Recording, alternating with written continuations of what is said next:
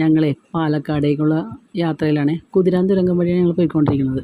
അപ്പോൾ കുതിരാൻ തുരങ്കം ആദ്യമായിട്ടാണ് ഞാൻ അതിലേക്ക് കയറുന്നത്. അപ്പോൾ കഴിഞ്ഞ പ്രാവശ്യം ഞങ്ങൾ ഇതേപോലെ പാലക്കാടേക്ക് പോയപ്പോഴത്തേക്ക് ഇതിൻ്റെ വർക്ക് നടന്നുകൊണ്ടിരിക്കുന്നുണ്ട്. പുറത്തുനിന്ന് കണ്ടിട്ടാണ് പോയത്. ഇപ്പം തന്നെ ഒരു അത്ഭുതമായിരുന്നു.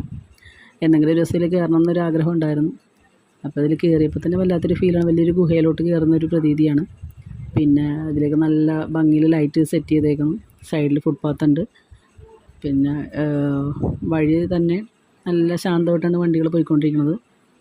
അപ്പോൾ അതിൻ്റെ റൈറ്റ് സൈഡിൽ പാലക്കാട് നിന്ന് തൃശ്ശൂരേക്ക് വന്ന തുരങ്കത്തിൻ്റെ കണക്ഷൻ റോഡ് കാണാൻ പറ്റും. നല്ല സമാധാനപരമായിട്ടാണ് വണ്ടിയൊക്കെ പോയിക്കൊണ്ടിരിക്കുന്നത്. അതുപോലെ ഇതിൻ്റെ മുകളിൽ പൊടി പോകാൻ വേണ്ടിയുള്ള ബ്ലോവർ ഫിറ്റ് ചെയ്തിട്ടുണ്ട്. അതൊക്കെ നമുക്ക് കാണാം. ആദ്യമായിട്ടാണ് ഇതൊക്കെ കാണുന്നത്. അതുപോലെ കുറച്ച് ദൂരം കൂടി ഇങ്ങനെ പോയി കഴിഞ്ഞപ്പോഴത്തേക്കും വീണ്ടും റൈറ്റ് സൈഡിൽ തൃശ്ശൂരിൽ നിന്ന് പാലക്കാടേക്ക് പോകണ പാലക്കാട് നിന്ന് തൃശ്ശൂരേക്ക് തിരിച്ചു വരുന്ന കണക്ഷൻ വഴി കാണാൻ പറ്റും. പിന്നെ നോക്കുമ്പോൾ പുറത്തേക്കുള്ള നല്ല വെളിച്ചം കാണുന്നുണ്ട്.